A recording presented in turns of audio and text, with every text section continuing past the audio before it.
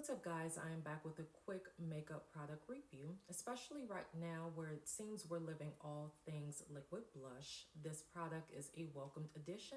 I am speaking of MCo's Lip and Cheek Tint.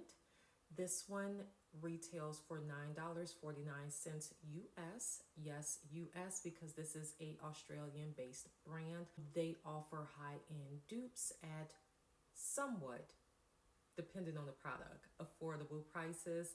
As I stated, $9.49 for this one. It is comparable to liquid blushes from, say, e.l.f. for instance. This one is extremely pigmented, very brown girl friendly. I am wearing flamingo and it wears beautifully. I only applied one layer. Long wear. I love the finish of it, and it is available in various markets such as Kroger's, Albertsons, Smith's, Dillon's. Let's see, I have a list here of where you can locate this.